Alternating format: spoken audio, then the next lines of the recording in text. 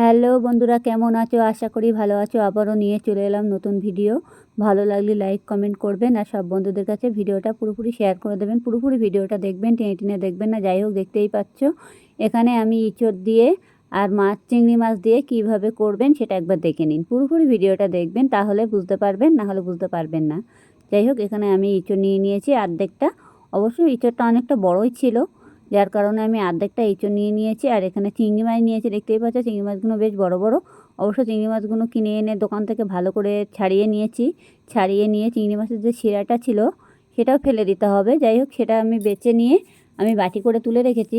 এবার আমি এখানে আলু দিয়ে দিয়েছি, দেখতেই পাচ্ছ 4টে আলু দিয়েছি, 2খানা পেঁয়াজ, একটা টমেটো, একটু রসুন আছে, কটা কাঁচা লঙ্কা আছে। আপনারা যেমন লঙ্কা খাবেন তেমন দিতে পারবেন, কোনো অসুবিধা নেই। যাই হোক, এগুলো আমি এখন ভালো করে কেটে কুটে নেব। এবার ইঁচড়টা ছালতে একটু টাইম লাগবে। যাই হোক, বটিতে আমি এখন তেল মাখিয়ে নেব ভালো করে। তেল মাখিয়ে নিয়ে আমি এখন ইঁচড়টা ছেড়ে নেব। এবার যাই হোক, আমি এখন কড়াই বসিয়ে দিয়েছি। এবার কড়াই বসিয়ে দিয়ে কড়াইতে আমি তেল দিয়েছি। তেলটাকে ভালো করে গরম করে নেব। তেলটাকে গরম করে নিয়ে অলরেডি তেলটা ভালো করে একটু গরম করে নিতে হবে। কড়াইটা যাতে না গরম হওয়া পর্যন্ত কোনো মাছ দেওয়া যাবে না। আর যত কড়াই গরম করবে দ্রুত মাছ ভাজা হয়ে যাবে। যাই হোক, আমি তেলের ভিতরে একটু লবণ দিয়ে দিলাম। এবার একটু হলুদ দিয়ে দেব অল্প করে। আমি চিংড়ি মাছে যেটি হোক আমি আজকে লবণ হলুদ মাখাইনি। অনেক সময় চিংড়ি মাছটাকে লবণ হলুদ মাখিয়ে রেখে দিই। মাখিয়ে রেখে দিলে তাড়াতাড়ি মাছটা ভালো লাগে খেতে। আজকে আমার হাতে টাইম ছিল না বলে চিংড়ি মাছটাকে আমি মাখাতে পারিনি। এবার লবণটা দিয়ে এখন আমি আলুটা ভেজে নেব। তেলের ভিতরে লবণ দিয়ে দিয়েছি অবশ্য। দিয়ে আলুটাকে আমি ভালো করে ভেজে নেব। একটু আলুটা লাল লাল করে ভেজে নিতে হবে অলরেডি। আর এভাবে আলুগুলো দিতে হবে, তেলের মধ্যে ডুমো ডুমো করে আলুগুলো কেটে নিতে হবে। অবশ্যই যে আমি ইঁচড়টা কেটে রেখেছিলাম সেটা আমি অলরেডি সিদ্ধ করে নিয়েছি কিছুটা প্রেসার কুকারে দিয়ে। অবশ্যই ইঁচড়টা বেশি ছিল না, আর কিন্তু ইঁচড়টা খেতে খুবই স্বাদই, যার জন্য ইঁচড়টা অনেকটা বড়ও ছিল সেই কারণে। যাই হোক, আমি আলুটাকে ভালো করে কেটে নিচ্ছি। কেটে নিয়ে এখন আমি ভালো করে ভাজা বসিয়ে দিয়েছি। এটা অলরেডি ভেজে নিতে হবে একটু লাল লাল করে। আলুটা যেমন মাংসের সঙ্গে আলুটা ভেজে নিতে হবে, তেমন ইঁচড়ের সঙ্গে আলু দিতে গেলে একটু ভেজে নিলে তরকারি টেস্টি অন্যরকম লাগে। যাই হোক, আলুগুলো দেওয়া হয়ে গেছে। এখন আমি আলুটা পুরোপুরি ভেজে নেব। একটু লাল লাল করে ভেজে নিয়ে তারপর আমি তুলে নেব।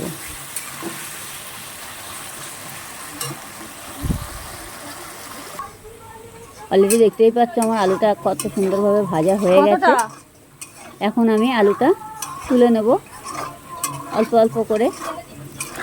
একটু হালকাভাবে নাড়াচাড়া দিতে হবে যাতে কড়াইতে লেগে না যায়, সেটুকু একটু খেয়াল রাখতে হবে। তেলটা কড়াইতে ঢেলে দিয়ে যা।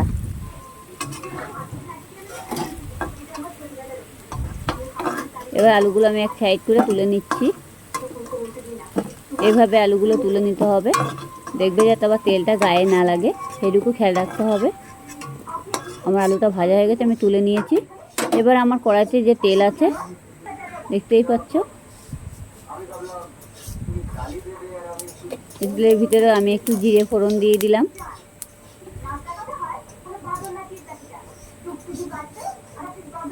এবার যে চিংড়ি মাছটা ছিল সেটা আমি দিয়ে দিয়েছি। অবশ্যই চিংড়ি মাছটা আজকে আমি লবণ হলুদ মাখাইনি, আমি খালি তেলের ভিতরে দিয়েই লবণ হলুদটা একবারে দিয়ে দেবো, যার জন্য আমি আর মাখাইনি। আমার হাতে টাইম ছিল না বলে। না, চিংড়ি মাছের ভিতরে লবণ হলুদ মাখিয়ে রেখে দিলে টেস্টি হয় একটু চিংড়ি মাছটা। যাই হোক, আমি একটু হলুদ দিয়ে দিচ্ছি। এবার একটু লবণ দিতে হবে হালকা পরিমাণে, যেমন মাছে নুন হলুদ মাখাও আর কি, সেই বুঝে তেলের মধ্যে দিয়েও ভাজে, অসুবিধা হবে না আশা করি, আরও সেটা ভালো লাগবে। যাই হোক, আমি এখন দিয়ে দিয়েছি। এটাকে অলরেডি ভালো করে ভেজে নিতে হবে, একটু নাড়তে হবে ভালোভাবে, যাতে লবণ হলুদটা চিংড়ি মাছের মধ্যে পুরোপুরি লেগে যায়। দেখেছো, এভাবে একটু নাড়াচাড়া দিতে হবে, দিয়ে চিংড়ি মাছটাকে এবার ভালো করে লাল লাল করে ভেজে নিতে হবে। কিন্তু অনাবরত একটু নাড়তে হবে যাতে পুড়ে না যায়, সেদিকে একটু খেয়াল রাখতে হবে। কিন্তু চিংড়ি মাছ দিয়ে ইঁচড় দিয়ে রান্না করলে খুবই স্বাদ হয়। অতি অবশ্যই ঘরে বসে এই রেসিপি একবার করে দেখুন, তাহলে বুঝতেই পারবে। অনেকে অনেক সময় নিরামিষ করে, বেশিরভাগ ইঁচড় চিংড়ি মাছ দিয়ে অনেকে করে না, অনেকে করে। কিন্তু চিংড়ি মাছ যে কোনো সবজিতে দিলে সব সবজি স্বাদ হয় বেশি। যাই হোক, আমার এটা চিংড়ি মাছটা অনেকটা ভাজা হয়ে গেছে। আমি এখানে মশলা কেটে রেখেছি, একটু আদা কুচি, একটু রসুন কুচি, আর এখানে 2খানা পেঁয়াজ আছে, দেখতেই পাচ্ছ। এবার আমি এটাকে আদা কুচি আর রসুন কুচিটাকে আমি ভালো করে এই চিংড়ি মাছের সাথে একবারে ভালো করে ভেজে নেবো। যেটি হোক আমি চিংড়ি মাছটাকে নামালাম না, আর নামানোর কোনো দরকার নেই। এটাকে গ্যাস থেকে ছোটো করে কড়াইটাকে মানে ভালো করে করে দিতে হবে, দিয়ে চিংড়ি মাছটাকে ভালো করে ভেজে নিতে হবে। একদম পুরোপুরি মশলাটা পুরোপুরি চিংড়ি মাছের সাথে ভাজা হয়ে যাবে আর কি।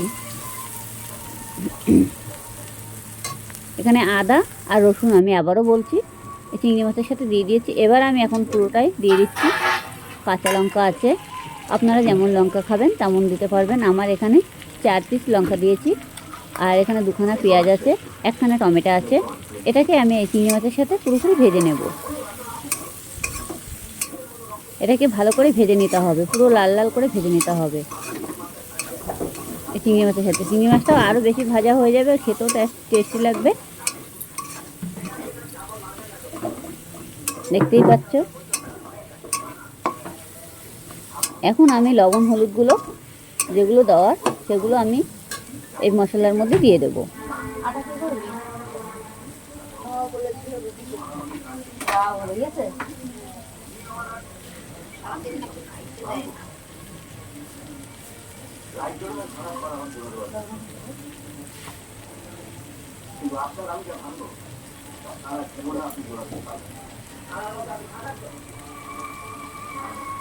লবণ দিয়ে দিচ্ছি। এই যে লবণটা দিয়ে দিলাম, লবণটা একটু বুঝে দেবেন যাতে একটু লবণ টান না হয়ে যায়। সব কিছু একটু মানে দেখে দেখে দেবেন, তাহলে ভালো লাগবে। এবার আমি হলুদ দিয়ে দিচ্ছি।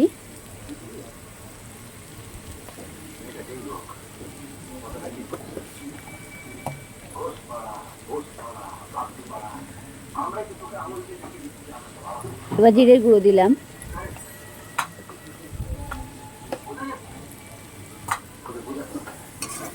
এবার এটাকে ভালো করে নাড়াচাড়া দিতে হবে, পুরোপুরি ভাজা ভাজা হয়ে যাবে, একদম পুরো লাল লাল হয়ে যাবে। দেখতেই পাচ্ছ আমার মশলাটা ভাজা হয়ে গেছে অনেকটা, দেখেছো কালারটাও চলে এসেছে, এরকম কালারটা চলে আসছে, আর পুরো ভাজাও হয়ে যাবে। চিংড়ি মাছগুলো একদম পুরো আরও বেশি ভাজা হয়ে যাবে, আর স্বাদ লাগবে বেশি আর কি, খুব স্বাদ হয় এভাবে রান্না করলে পরে।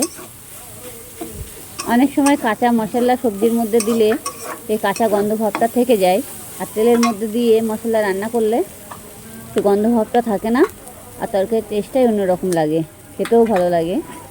যাই হোক, হালকা পরিমাণে একটু চিনি দিয়ে দিলাম, ব্যাস। এটাকে ভালোভাবে নাড়তে হবে।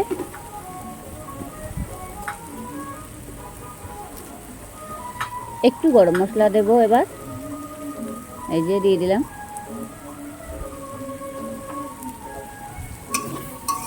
দেওয়া হয়ে গেছে, এটাকে ভালো করে নাড়াচাড়া দিয়ে নিতে হবে। এই ইঁচড়ের তরকারিটা এমনই লাগবে, পুরো মাংস তরকারি আর কেমন মাংস ছেড়ে ইঁচড় খেতে ইচ্ছে করবে, মানে পুরো মাংসের মতনই লাগবে। অতি অবশ্যই ঘরে বসে চেষ্টা করুন, তাহলে বুঝতে পারবেন। যাই হোক, এরকম আমি ইঁচড়টা যে সিদ্ধ করে নিয়েছিলাম সেই ইঁচড়টা আমি এখন দিয়ে দিয়েছি। অতি অবশ্যই ইঁচড়টা যখন কাটবে, কেটে জলে দিয়ে সেই গরম জল করে ইঁচড়টাকে বসিয়ে দেবে, দিয়ে একটু সিদ্ধ করে নেবে, তাহলে যে কষ্ট ভাবটা সেটা থাকবে না। এটা তো সবাই জানে যে ইঁচড় একটু সিদ্ধ করে নিতে হয়, সিদ্ধ না করলে কিন্তু হবে না। যাই হোক, এখন আমি ভালো করে সিদ্ধ করে নিয়ে আমি এখন সবজিটা দিয়ে দিয়েছি, দেখতেই পাচ্ছ। এখন ভালো করে নাড়াচাড়া দিতে হবে, একটু পুরো লাল লাল করে ভেজে নিতে হবে। এবার যে আমার আলু ভাজা ছিল সেটা আমি দিয়ে দিচ্ছি, আলু ভাজাটা আমি দিয়ে দিলাম।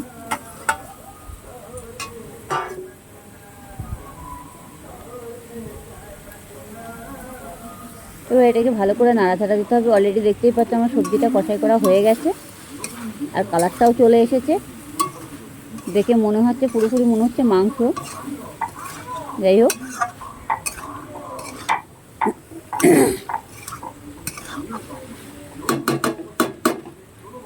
দেখে নিয়েছো, এভাবে করবে তাহলে বুঝতে পারবে ইঁচড়ের স্বাদ কেমন হয়।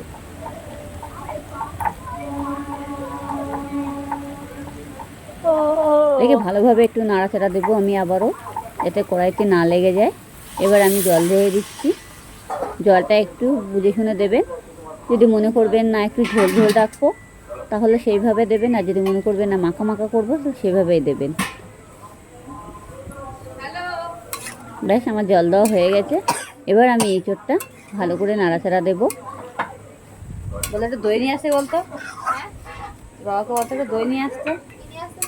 দই নাড়াচাড়া দেওয়া হয়ে গেছে কিছুক্ষণের জন্য।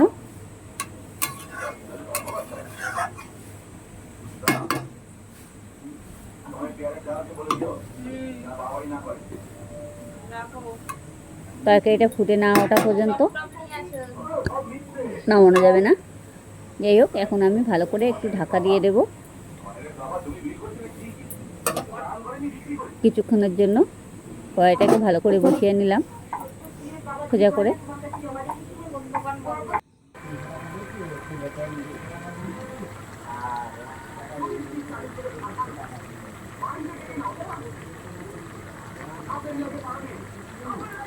অলরেডি দেখতেই পাচ্ছে তরকারি কালারটা কিন্তু চলে এসেছে, ঝোলটা কিন্তু অনেকটা মানে হয়ে গেছে। দেখতেই পাচ্ছ আমার তরকারিটা পুরোপুরি হয়ে গেছে। ভালো লাগলে লাইক কমেন্ট করতে ভুলবে না, কেমন?